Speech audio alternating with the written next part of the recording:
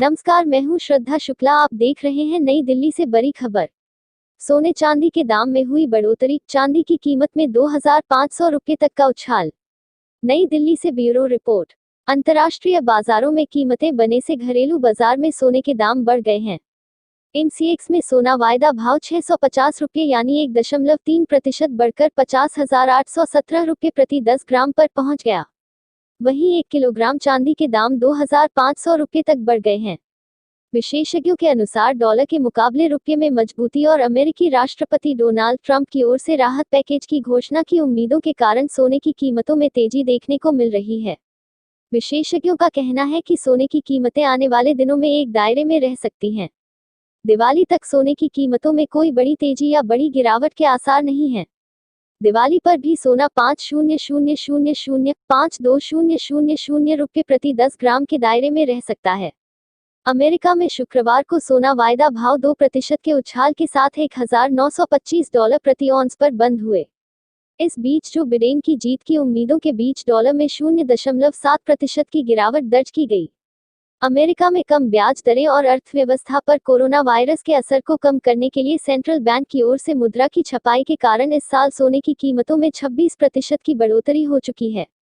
Dollar में और गिरावट हुई तो भारत में सोने की कीमतों में तेजी आना तय है। खबरें और भी है, बने रहिए हमारी वीडियो के साथ। स्टडी में खुलासा, 2050 तक दुनिया की तीसरी सबसे बड़ी इकोनॉमी होगी भारतीय अर्थव्यवस्था। नई दिल्ली से ब्यूरो रिपोर्ट।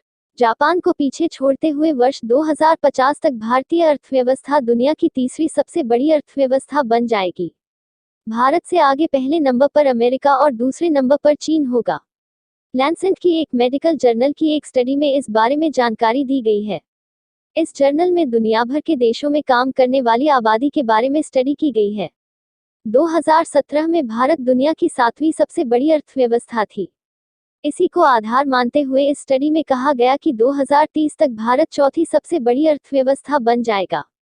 2030 में भारत से आगे अमेरिका, चीन और जापान होंगे। वर्तमान में भारत दुनिया की 5वीं सबसे बड़ी अर्थव्यवस्था है। फ्रांस और ब्रिटेन भारत से आगे हैं। केंद्र सरकार का अनुमान भी कुछ इसी प्रकार है।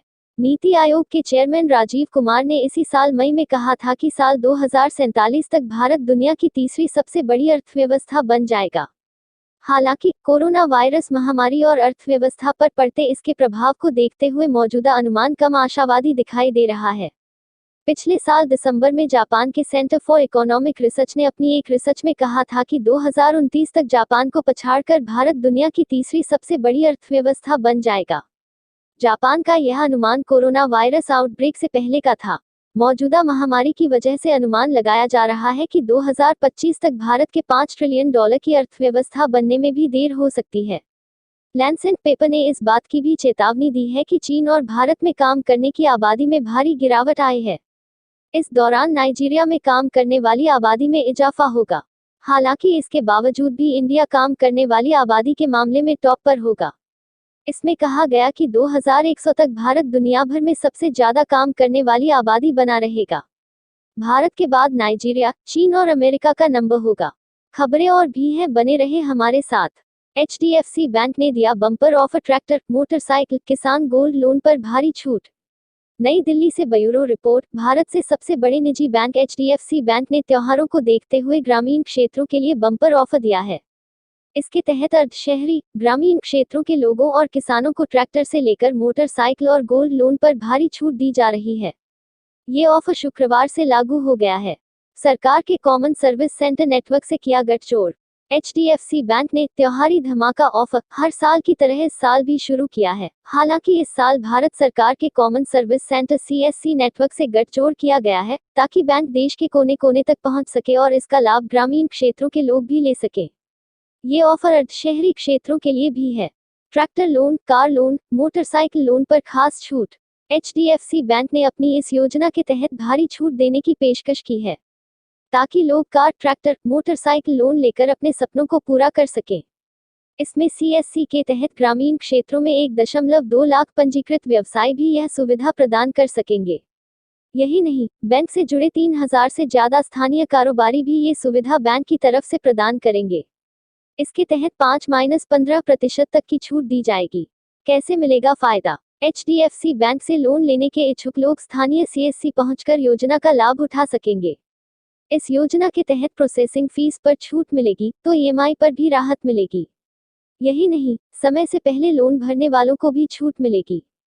ग्रामीण इलाकों पर खास जोर। HDFC बैंक अपने इस योजना के माध्यम से ग्रामीण क्षेत्रों के लोगों को शून्य प्रोसेसिंग फीस पर लोन देगा। यही नहीं, सिर्फ 1999 के डाउन पेमेंट पर भी लोन मिल सकेगा। वहीं शुरुआती 6 महीनों तक EMI पर 25% की छूट मिल सकेगी। किसान गोल्ड लोन योजना के तहत प्रोसेसिंग फीस आधी कर दी गई है।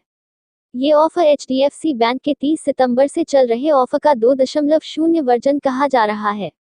आपने अभी तक हमारे YouTube चैनल को सब्सक्राइब नहीं किया है तो कर लीजिए, जिससे कि अगली महत्वपूर्ण खबरें आने वाली आपको जरूर मिले। हमारी खबरें आपको कैसी लगती हैं कमेंट बॉक्स